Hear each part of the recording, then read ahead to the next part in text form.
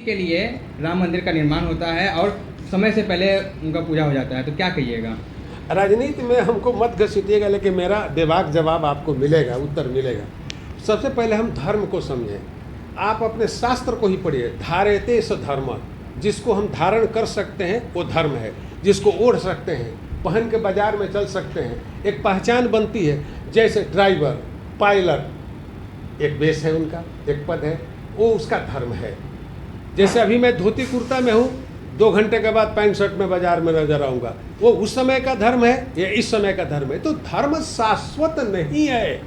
धर्म हजारों साल में अनेकों चेहरा बदलता रहा है। जब जैसी परिस्थिति आई है धर्म ने रूप लिया है। लेकिन उस धर्म को राजनीति से जो लोग जोड़ रहे हैं वो इस देश की संस्कृति के साथ एक बहुत बड़ा छल कर रहे हैं। जो संस्कृति है वो अक्षुण्ण रहती है, वो भी बदलती है, 5000 वर्षों में बदलती है।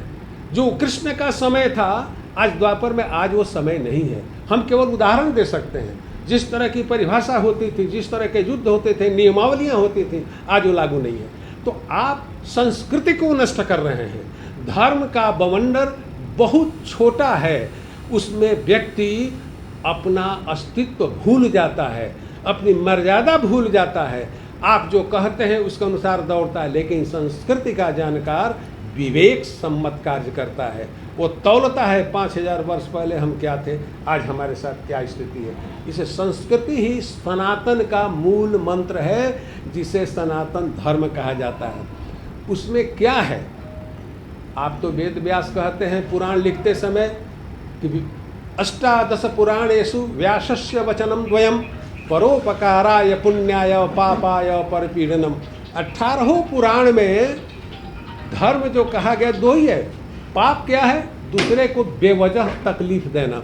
और पुण्य क्या है?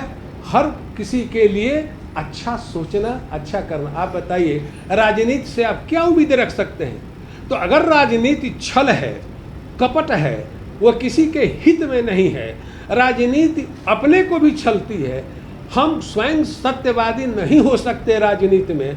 वो अगर धर्म को ओढ़ लेता है तो धर्म की क्या दुर्दशा होगी। राम मंदिर का प्रश्न आपने उठाया। राम मंदिर को स्वरूपानंद सरस्वती जी ने बार बार कहा कि यह गलत मुहूर्त में स्थापना की बात हो रही है। हम सब सुनते रहे, किसी का ध्यान उधर नहीं गया। लेकिन राम मंदिर बना, अधूरा, मूर्ति स्थापित हुई, वो भी छोटी, और हनुमान जी का खंडित भी हो गई। आगे देखिए, आज छत चू रही है। आप ही लोग रिपोर्ट कर रहे हैं कि छत चू रही है। और जो उसके संस्थापक पुजारी थे, मैं नाम भूल रहा हूँ, वो चले गए दुनिया से। यह बताइए, राम मंदिर बन रहा है या राजनीति का अखाड़ा बन रहा है? अगर राम मंदिर सचमुच में प्रभावशाली ढंग से बना होता, जनमानस की आकांक्षाओं के अनुसार बना होता, तो आज आप अयोध्या की ही सीट हार गए, वो भी एक नौसिखुए राजनीतिज्ञ से हार गए। अरे खुद आप बनारस में 3 बार पीछे हटे अजय राय जैसे कार्यकर्ता से, और अंततः 1.5 लाख से जीते। जहां बगल में रायबरेली से आपका प्रतिद्वंदी विरोधी 3,56,000 वोटों से जीत रहा है। तो ये क्या कहता है कि आपने धर्म को इस्तेमाल किया है। आप धर्म के लिए इस्तेमाल होइए, धर्म का इस्तेमाल मत करिए।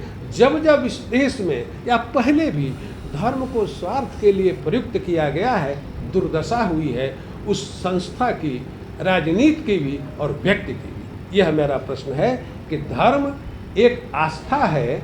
आपकी जैसी भी आस्था हो, आपको जो व्यवहार पालन करिए, इसे लादा नहीं जा सकता, थोपा नहीं जा सकता। आप देखिए, आप कहते हैं कि इस्लाम थोपा गया, ये थोड़ा बाहर जा रही है बात, लेकिन इसको हम अंदर में बढ़िया से कह रहे हैं। इस्लाम वाकई थोपा गया। 1000 साल पहले भारत में इस्लाम नहीं था, आक्रमण होते थे, लेकिन धीरे धीरे लोग स्वार्थवश जुड़ते गए। इस्लाम हरियाणा उधर देखिए, चौधरी भी लिखते हैं, खान भी लिखते हैं, आपके बिहार में भी भूमिहार खान लिखते हैं, कोई चिंता की बात नहीं है। तो इस तरह से धर्म में थोपा गया। तो जो थोपा गया, आज उसकी दुर्दशा देख लीजिए। आज उनके यहाँ ऐसी भयानक क्रांति चल रही है, आपस में युद्ध। लीबिया का देख लीजिए, वो सीरिया का देख लीजिए, ईरान का देख लीजिए, वो कौन छोटा सा पैलेस्टीनियन का देश है वो देख लीजिए। कि किसी को किसी सभी इस्लामी कंट्री विश्वास नहीं है। क्यों? आपने शायद मोहम्मद साहब के मूल मंत्र को भी नहीं समझा, हमारे यहाँ पुराणों को भी आप नहीं समझा। आपने क्या कर डाला? पूजा पाठ कर्मकांड, व्यक्ति छोटा होता गया, आडंबर बड़ा होता गया, व्यक्ति नष्ट हो रहा है, जातियों में टूट रहा है, वर्गों में बिखर रहा है, व्यक्ति व्यक्ति नहीं रहा। मेरा शक्त दर्शन कहता है कि हम व्यक्ति स्वातंत्र को ऊंची स्थिति पर रखते हैं, उसके अंदर महाशक्ति पैदा हो कि वो जो सोचे, वो जो कहे, वह चीज़ प्रमाणित दिखे और लोग उसका अनुकरण करें। आप देखिए, जब ईसा मसीह को चढ़ाया गया तो मैं मान सकता हूँ कि उनको दंड के आधार पर चढ़ाया गया, वहाँ भी थोड़ी सी कमी है। हालांकि ईसा ने नहीं कहा था कि मेरे पीछे आप धर्म चलाओ, लेकिन जब सुकरात को विष का प्याला दिया गया, वो दार्शनिक था, वो उस समय के धर्म का पाखंड का खंडन कर रहा था, तो हंसते हुए बोला, ऐसे राजाओं की बाद में वही दुर्गति होगी, मेरे जाने से क्या होता है। इस स्वतंत्र विचारकों को सर्वदा नष्ट करने की कोशिश की जाती रही है। यह धर्म का सबसे बड़ा नाजायज स्वरूप है। आज आप देखिए, कांवर का समय आया है, जिस तरह की वेशभूषा में, बोली भाषा में एक कांवरिए चलेंगे और जो उपद्रव ट्रेन में करेंगे, क्या यही आपका धर्म है? कि दूसरे के बैठे हुए सीट पर से हटाकर बैठ जाना, और जिस तरह का खान पान लेकर वो चलें, कहते भाई बाबा भोला का प्रसाद है। एक पूरी जेनरेशन को आप नष्ट कर रहे हैं। हम बच गए, यह महत्वपूर्ण नहीं है, हम मिट करके भी अगर उसका निर्माण कर गए तो ये हमारे जीवन का सबसे बड़ा सत्य होगा, क्योंकि आगे हम भी तो उसी में आ सकते हैं। अगर पुनर्जन्म का सिद्धांत सही है तो हमें भी तो आना है। तो हम इतना क्यों नहीं सोच रहे कि जो हम आग अपने स्वार्थ के लिए लगा रहे हैं, कल हमें उसमें जलना होगा। ये राजनीति धर्म का ऐसे प्रयोग कर रही है। दूसरा, बार बार कहा जाता है कि धर्म खतरे में है, हिंदू धर्म खतरे में है, क्या इससे आप सहमत हैं कि सच में धर्म खतरे में, हिंदू धर्म खतरे में है? किनका धर्म खतरे में है मैं तो समझ नहीं पा रहा। भाई, ये हिंदू धर्म सनातन धर्म है। जब सृष्टि नहीं थी, ईसा मसीह जब आए तो उन्होंने कश्मीर में बाबा से दीक्षा ली और हिंदू धर्म के आधार पर ज्ञान प्राप्त किया साधना से। उनके गुरु ने कहा, जहाँ रहते हो वहीं जाओ, वहाँ के वातावरण के अनुसार, भाषा के अनुसार अपने इस ज्ञान का जो तुम्हें मिला है प्रचार करो। तो हिब्रू लैंग्वेज में, हिब्रू भाषा में उन्होंने पूरा ईसाइयत फैलाया।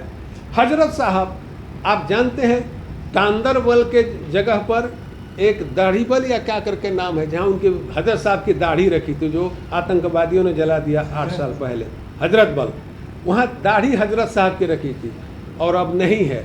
तो ये साबित करता है कि कश्मीरी शैव दर्शन में और शाक्त दर्शन में निष्णात थे मोहम्मद साहब।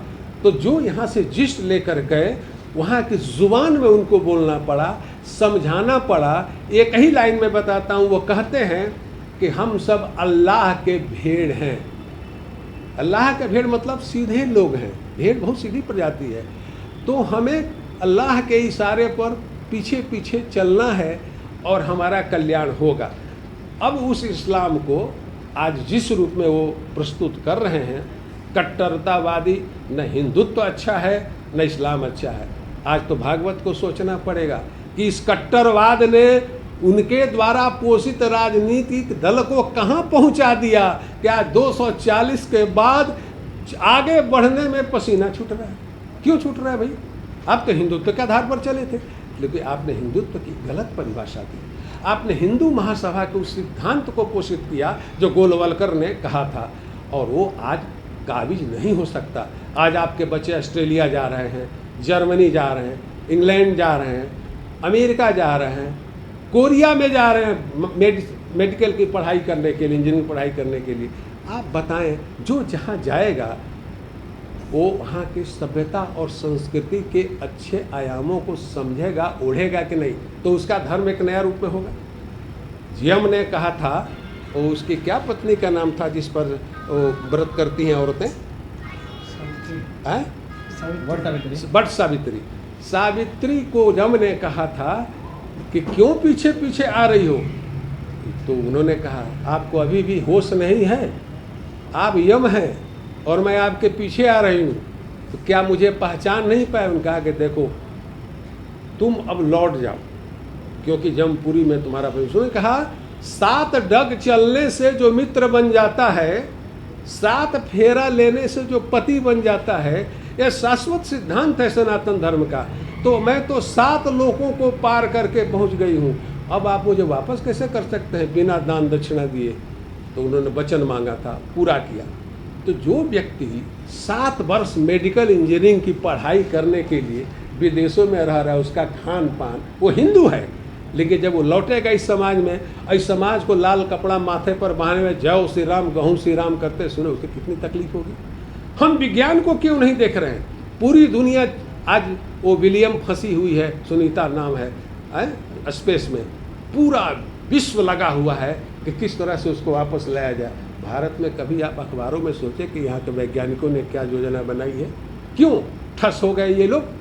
इसलिए कि ये सब उस धार्मिक आंदोलन के शिकार हो चुके हैं।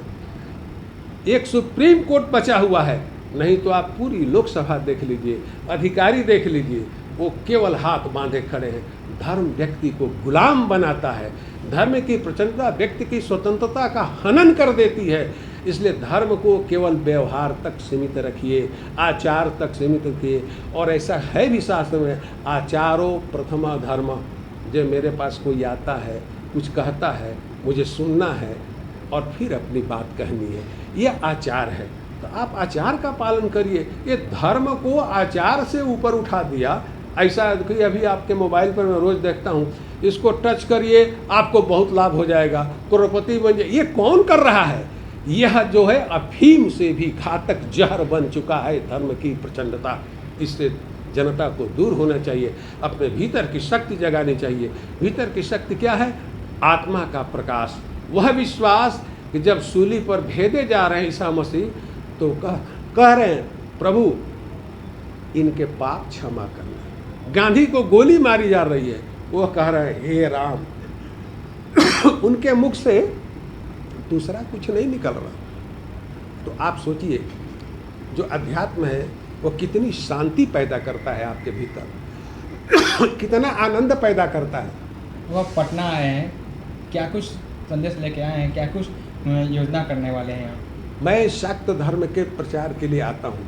शक्ति उपासना में जाति वर्ण लिंग भेद नहीं होता, जिसकी संकल्पना कम्युनिस्टों ने भी की है। मेरा लाल झंडा उठा लिया है उन लोगों ने, लेकिन उनके अंदर भी वही ईर्ष्या द्वेष है, क्योंकि आत्मा का प्रकाश नहीं है, मन के राज्य से चल रहे हैं। तो जब मन और बुद्धि के राज्य से चलते हैं तो राजनीति होती है, जब आत्मा के राज्य से चलते हैं तो सद्धर्म का प्रचार होता है, अध्यात्म का प्रचार होता है। इसलिए व्यक्ति को अंदर से इतना साहसी बनाइए कि वह तैमूर लंग की तरह 18 बार हारने के बाद भी 19वीं बार जीत जाए।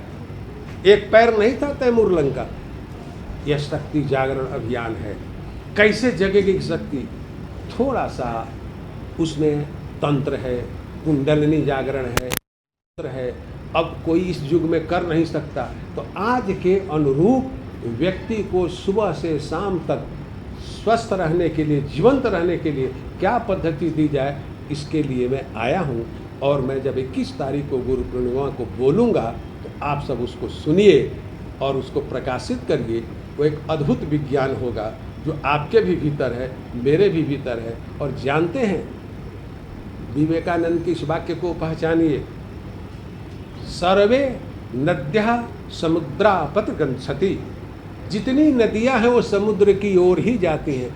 जब आप जगेंगे तो आपके भीतर भी वही ईश्वर होगा, इनके भीतर भी वही शक्ति होगी, मेरे भीतर भी होगी। पहचानना मुश्किल हो जाएगा कि हम जो बोल रहे हैं अलग अलग क्यों नहीं बोल रहे हैं। यह शक्ति जागरण है।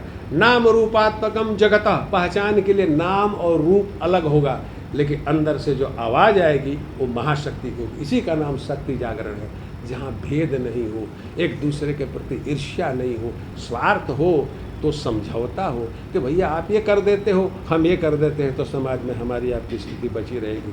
वो एक सद्भावना के रूप में। तो संपूर्ण विश्व में सद्भावना फैले, हमारे से पहले भी ऋषियों ने बात कही है। और तब भी अनाचार होता रहा है, अत्याचार होता रहा है, लेकिन सत्य का प्रकाश धुंधला नहीं पड़ा।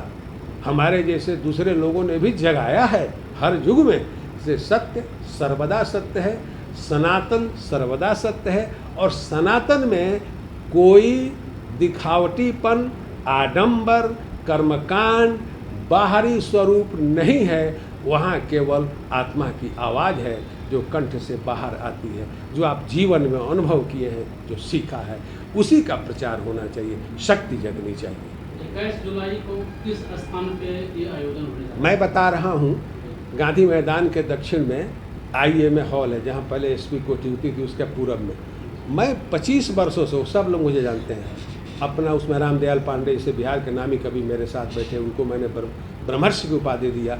डॉक्टर श्री रंजन सुरदेव राष्ट्रपति पुरस्कार विजेता साहित्यकार। मैं साहित्यकारों को बुलाता हूँ। साहित्य और अध्यात्म दोनों एक दूसरे के हैं। आप इस बात को समझिए, कबीर अध्यात्म निर्गुण ब्रह्म के थे, वो सगुण के नहीं थे। हम लोग सगुण और निर्गुण दोनों मिला के चलते हैं, लेकिन निर्गुण के थे। कितना बढ़िया साखी लिखा, दोहा लिखा कि आज तक लोग गा रहे हैं। मीरा सगुण ब्रह्म की उपासक थी, लेकिन उसके भजन आज भी लोग गा रहे हैं। तो स्थिति यह है कि साहित्य ही अध्यात्म को ढोता है। अगर पुराण और वेदों की रचना नहीं हुई होती तो उसके भीतर जो गुम्फित है अध्यात्म, वो हम आप नहीं जान पाते। हाँ, अनजान उसको कोर्स की तरह पढ़ेगा, उसको पाणिनि के शब्दांतर की तरह अर्थ निकालेगा और अर्थ का अनर्थ करेगा। लेकिन जो साधक होगा उसके भीतर के उस रस को खींच लेगा। पेड़ पानी नहीं खींचता है, जमीन से वैसे रस को खींचता है जिसमें पूरा कार्बोनेट मिला हुआ है, पोषण तत्व मिला हुआ है। वो जल के माध्यम से पत्ते पत्ते तक पहुंचता है। तो जो गुरु होता है अपने से जुड़े टहनियों, बड़ी डालों, छोटे पत्तों, सबको पोषित करता है जो उसके संपर्क में आते हैं। यही तो अध्यात्म है। और दूसरा, और कोई प्रश्न है? नहीं, एक ही बार में सब चल जाएगा। 20